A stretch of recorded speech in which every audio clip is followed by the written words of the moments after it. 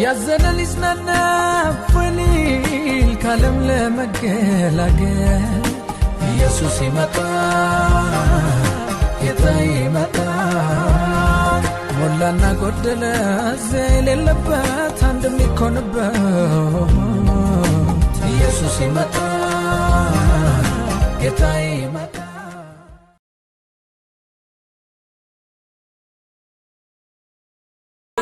ይምርኮተ እንቀባለን በሚያባብል ቃል ወንጌል አንሰብክም አሜን አሜን ኃይል በመግለጥ እንሰብካለን ሃሌሉያ አይደለም ሻባጋባጭ አንዱ ወንጌል በማባበል አንሰብክም በኃይል እንሰብካለን ኢየሱስ ያድናል እንላለን ጸጋው ይገለጻል ከውልድ ነፃ ይወጣል ኢየሱስ ያድናል እንላለን ዘንዶው ይወጋል ሃሌሉያ ዓለምነህ ጀንበሩ አዘጋጅ ፓስተር ዶክተር ገዛ ዮሐንስ አንባቢ አገልጋይ ስጦቱ አበራ ከዝግጅቱ ክፍል ኤልሻዳይ ኢየሱስ ይመጣል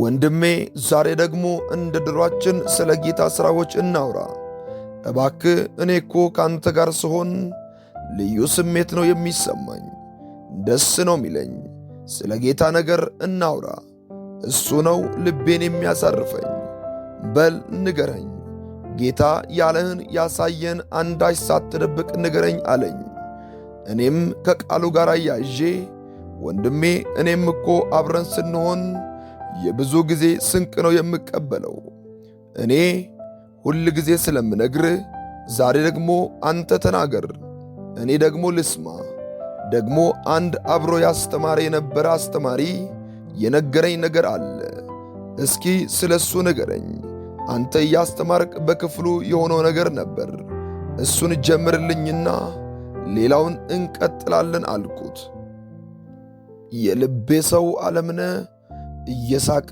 እሱም ሰመካው እንዴ ብሎ መናገር ጀመረ አንድ ከሰዓት በኋላ በክፍል ገብቼ እያስተማርኩ ነበር ከኔ በኋላ መጨረሻ አካባቢ የተቀመጡ ተማሪዎች ነበሩ ከአንዳቸው ውስጥ ያ የተረገመ ጮኸ እኔም ስራዬን ልስራ ብዬ ቀጠል ተማሪዎችም እየሰሙኝ ይከተሉኛል በዚህን ጊዜ አጋንንቱ ድምፁ ጨመረና መጮህ ጀመረ ክፍሉን በጠበጠው የሚቀጥለው ክፍል ያሉ ተማሪዎች መማር አልቻሉም ክፍላቸው ተበጥብጦ በዚህን ጊዜ ነበር መምሩ ወደ እኔ መጥቶ ያንኳኳ ጀመር እኔም ሰው የመጣ መስሎኝ ማነ ግባ እያስተማርኩ ነው ብዬ ተናገርኩ አጋንንቱም ይጮሃል በኋላ ዞር ብዬ አንተ አታርፍም ዝም በል መልሼ ጮኩበት እሱም መጮ ቀጠለ አስተማሪውም ክፍል ገብቶ መምህር እረ አንድ በለው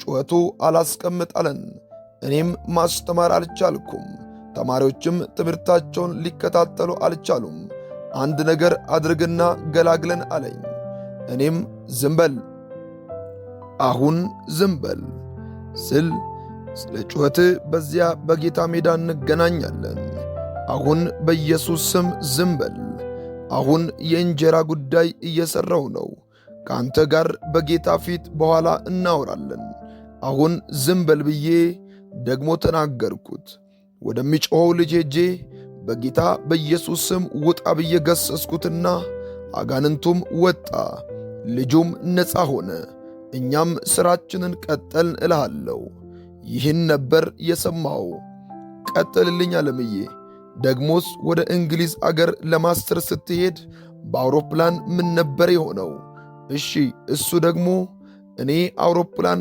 ሥርዓት ሁሉ ፈጽሜ አውሮፕላን ውስጥ ገብቼ ቁጭ ብያለሁ በረራው መንገደኞችን ይዞ መንገሩን ጀምሯል በዛን ቀን ትዝ ይለኛል መሃል ላይ ነበር የተቀመጥኩት የአውሮፕላኑ ሰራተኞች የምንበላውን ቁርስ ነገር ይዘው ለመንገደኞች ይሰጡን ነበር በዚህን ጊዜ አንድ ከወደ ኋላ መጸዳጃው አካባቢ የተቀመጠ የውጭ አገር ሰው ነበር ለካ አጋንንት ነበረበት መጮ ጀመረ በዚያን የነበርነው ትንሽ ከተበጠበጥን በኋላ በተቀመጥኩበት ሆኜ መገሰጽ ጀመርኩ። እሱ የወገቡን ቀበቶ ግን ፈቶ ወደ እኔ በመምጣት ይጮህ ጀመር። ደጋግሞ እያፈጠጠብኝ ወደዚህ ለምን መጣ? ማን ነው ያመጣ? በዚያ የምትረብሸን ሰላም የነሳን አንሶ በዚህ ደግሞ ለምን ወጣብን? እያለ እጆቹን እያወራጨ በኃይል ቃል ይሳደብ ይለፈልፍ ጀመር። አስተናጋጆቹ ሁሉ በጣም ተረባብሸዋል። ሁሉም ዝም ብለው እርስ በርሳቸው ያወራሉ። በኋላ ፓይለቱ ከተቀመጠበት ቦታ ወጥቶ ሲያይ ትርምሱን ያያል። በቀጥታ ወደ እኔ በመምጣት ወንድም ዓለምነህ ይህን ሁሉ ትርምስ እያየ ዝም ትላለህ? እባክህ ጸጋን ተጠቅመ ይህን ርብሻ አስታግስልን። በጌታ ይዣለሁ። አንተ በዚህ ያለ እኛ እንዲህ እንጨነቅ እንዴ?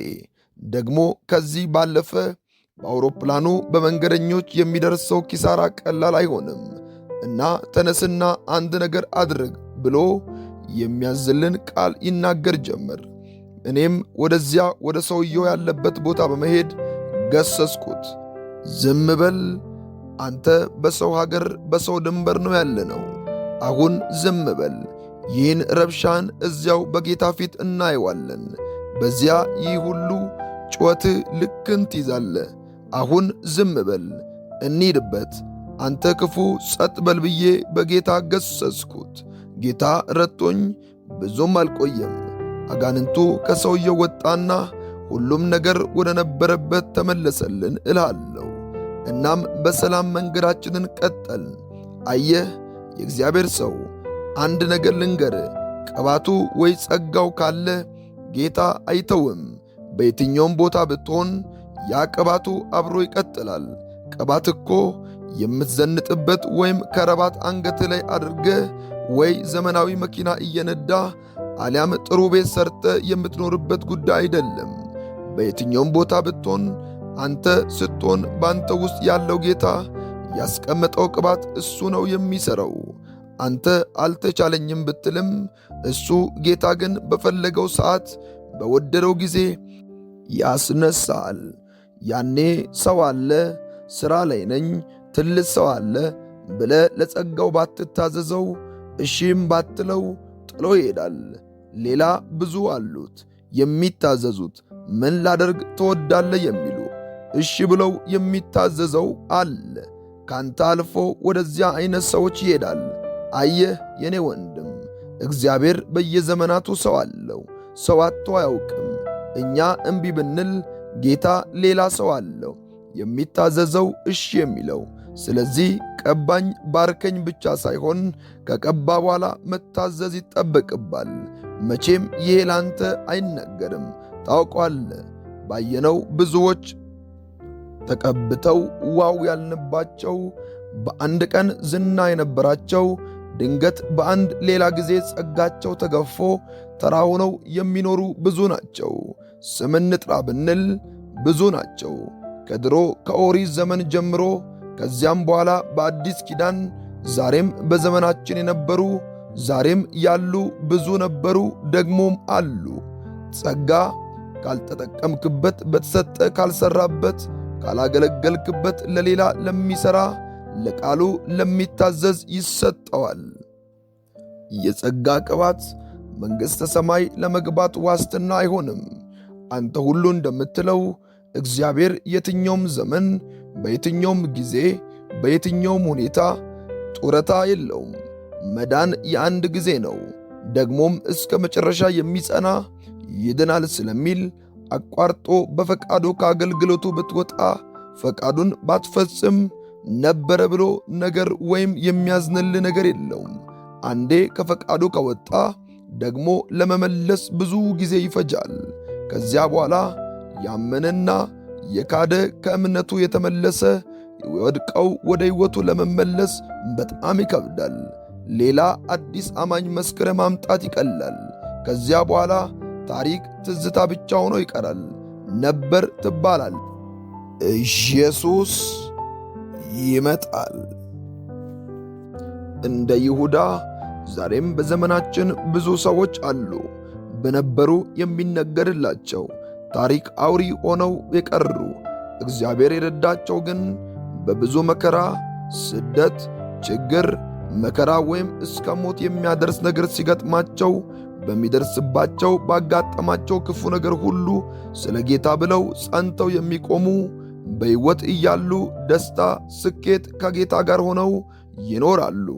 ካለፉም በኋላ በሚጠብቁት በላይኛው ሰማይ ደግሞ እንደ ከዋክብት ይደምቃሉ። ጌታቸውን እያዩ ዕድሜያቸውን ሁሉ ፊቱን እያዩ አብረው ከመላእክቱ ጋር ይኖራሉ።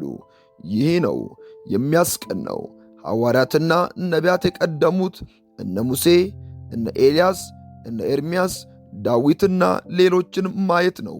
ወይ ደግሞ ሁል ጊዜ ሌሎች የሠሩትን እንደ ተረት ወደ ታሪክ ብቻ አውሪ ሆነው ትኖራለ እልሃለሁ ወንድሜ ሆይ፣ አዎን ትክክል ነህ ወዳጄ ዓለምነ።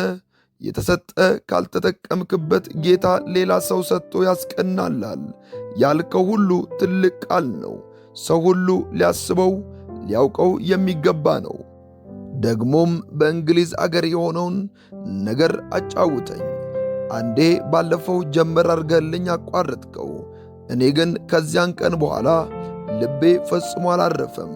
እሱን ቀጥልልኝ ዓለምዬ በጌታ አልኩት።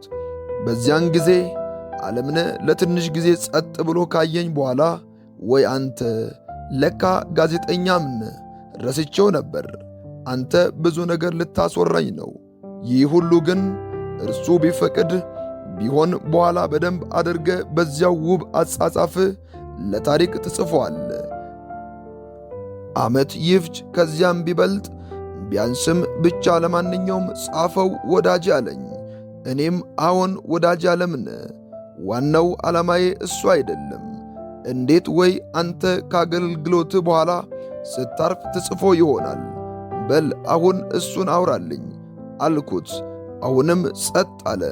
እምባውን ከዐይኖቹ ማፍሰስ ጀመረ። ወንድሜ እግዚአብሔር ምን ያህል እንደሚወደኝ በእኔ ላይ ታላቅ ዓላማ እንዳለው ያወቅኩት ያኔ ነው። ምሳ ሰዓት ነበርና ወደ አንድ ሆቴል ገባው። በዚያን ብዙ ተሰብስቦ በሚመገብበት አዳራሽ እኔም ገባውና ስፍራ ይዤ ተቀመጥኩ። የምመገበውን ምሳ አዝዤ ስጠብቅ አስተናጋጇ ያዘዝኩትን ምግብ ይዛ መጣች። እኔም የቀረበልኝን ምግብ እየተመገብኩ ሳለው ድንገት ከጎኔ ያለው ተመጋቢ ሰው በመካከለኛ ዕድሜ ያለ ሰው ነበር። ለካ እሱ አጋንንት ነበረውና መጮ ጀመረ።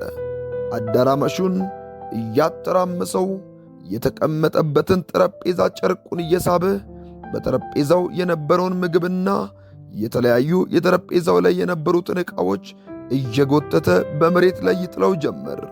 ቤቱ በአንድ እግር ቆመ። እልሃለሁ ወንድሜ፣ አሁን በዚህ ጊዜ መታገስ አልቻልኩም። በጠረጴዛ ላይ የነበረውን በመሬት የወደቀውን ትቼ ወደ ሰውየው በመሄድ እጄን በመጫን በሱ ላይ ያለውን አጋንንት ውጣ ብዬ ገሰስኩት። እሱም ዐይኖቹን እያፈጠጠ 2 ጊዜ ጮኾ ተንፈራግጦ ወጣ። ከግማሽ ሰዓት ይመስለኛል በኋላ ሁኔታው ተረጋግቶ ሰውየው ደህና ሆነ። አቅፌ ካረጋጋሁት በኋላ የሆቴሉ ባለቤት መጥቶ እስካስተካክል ያረጋጋው ጀመር። ሰውየው በብዙ እምባ ሆኖ ለተፈጠረው ሁሉ አዝናለሁ። እኔም ምን እንዳጋጠመኝ ምን እንደሆንኩ አላውቅም። በጣም አዝናለሁ። የተበላሸውን የተፈጸመውን ሁሉ እኔ እከፍላለሁ።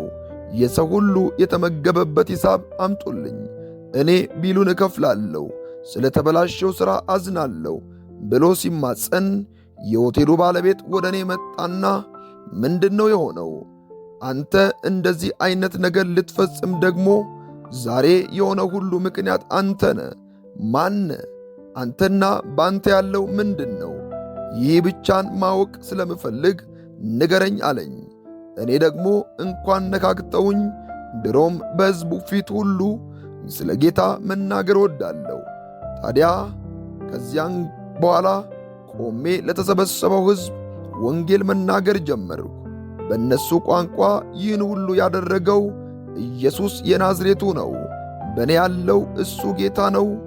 ወዳጄ ዛሬ ይህ የሆነው አጋጣሚ አይደለም። ኢየሱስ ዋናው ዓላማው እናንተም ፈልጎ ለራሱ ሊያደርጋችሁ ፈልጎ ነው ብዬ ተናገር። በጌታ ፈቃድ በምግብ ቤቱ ጥቂት ሰዎች በጌታ የነበሩ ሰዎች ነበሩና እነሱም አገዙኝ። ሁላችንም በአንድነት ሆነን አቀጣጠልነው። የተፈወሰ ተፈወሰ።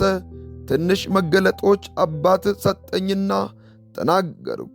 ሰው ሁሉ በመገረም ነገር የሚሰማኝ ከዚያ በኋላ ለዚህ ሁሉ ምክንያት የሆነው ሰው ተፈወሰ።